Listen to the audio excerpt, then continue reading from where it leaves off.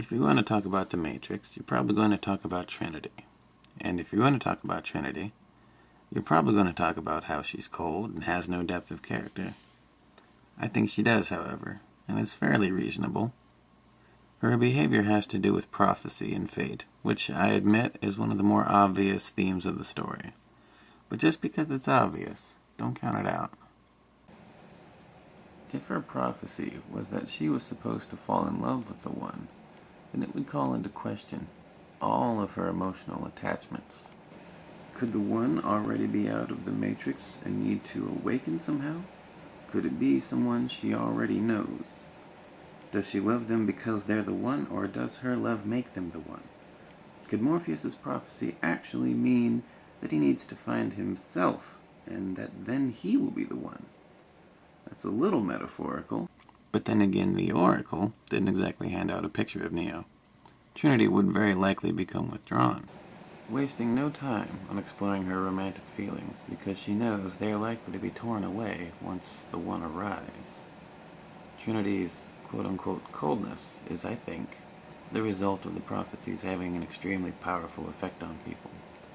Morpheus says it isn't customary for them to bring an adult out of the Matrix, but he royally mind rapes Neo because he believes his prophecy that he will be the person who finds the One. He also sacrifices himself on the hunch that Neo is the One. That's what always blew my mind. The people who have woken up from the Matrix are supposed to represent some kind of enlightened philosophers, yet they are under the de facto control of a religious aspect of the very mechanism they claim to have escaped. Why they elected to trust the machine, I do not know. They say it's because she's been right every time, but there's nothing to say she wouldn't give you the right answer 99 times so you believe one important lie. She was a program whose function was predicated on the fact that she would do the math faster than anyone else. And in the wholly numerical world that is the Matrix, that means seeing things before anyone else. If you've ever played chess with a computer, you know this is all it's doing. If it's any help, I've been studying his tactics, and there's a pattern emerging. Every time you make a move, he makes one too. Thanks, Cat. If I recall correctly, the Oracle even told Neo he wasn't the One. Then, when that deception didn't work, they just said that's what he needed to hear. Nice save, Faithhead. Should have taken a page from Dr. Falcon. General, you are listening to a machine.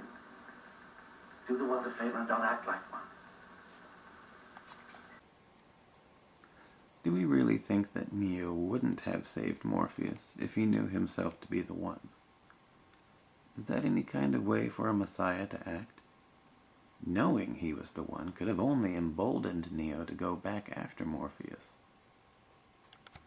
That runs counter to the Oracle's best interests.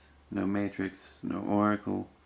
The very fact that no one has ever beaten an agent makes the Morpheus rescue mission a suicide mission. That is, instead of Morpheus being hacked with the Zion codes, Neo and Trinity die, and in the best case scenario, Morpheus is killed before the codes are extracted. If the only good that can come out of it is Morpheus dying, then the mission might as well be to ensure his death. But the ill-conceived rescue mission sets two precedents.